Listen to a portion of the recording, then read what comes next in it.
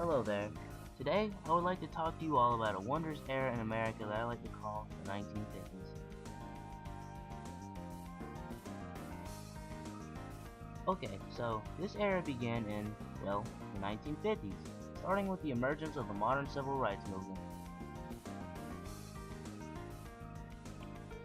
Brown versus Board of Education was the landmark decision of the Supreme Court that declared segregated schools unconstitutional. This decision not only overturned the Plessy versus Ferguson decision, but paved the way for integration and the civil rights movement. The Montgomery bus boycott was a protest campaign that was intended to oppose city policy for racial segregation on public transit systems. This campaign started after Rosa Parks refused to surrender her seat to a white person. The campaign ended a year later after the Browder versus Gale ruling took effect.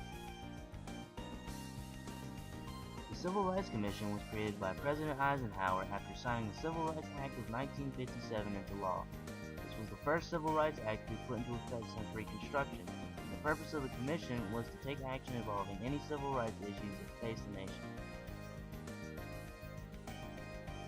The Southern Christian Leadership Conference was founded after the Montgomery bus boycott victory by Dr. Martin Luther King Jr. The purpose of this organization was to protest for and promote racial equality through nonviolent gatherings.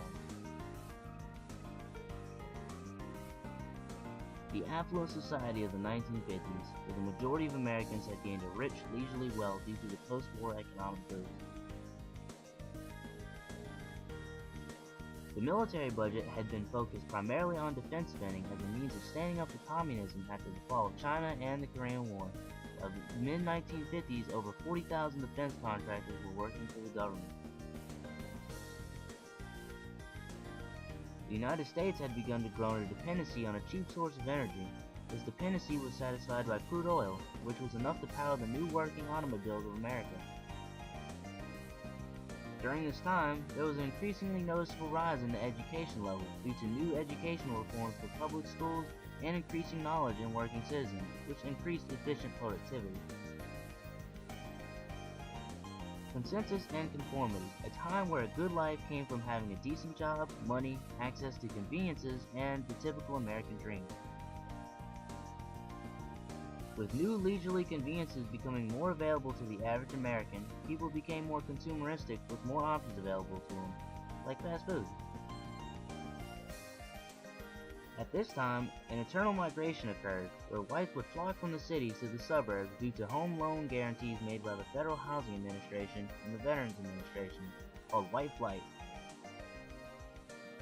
The creation of the interstate highway made the occurrence of white flight easier, as traveling over longer distances became quicker and easier. This change, however, leaves inner cities in poverty. Social critics, nonconformists, and cultural rebels of the 1950s focused on attacking conformity and counterculture through literature and protest.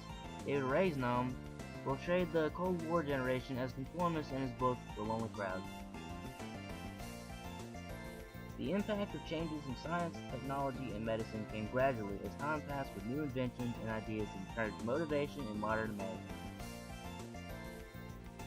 The technology became increasingly advanced, allowing greater production of goods and better influence through new inventions like the television, which helped viewers get a better idea of what was happening politically. Many new inventions came about through scientific discovery.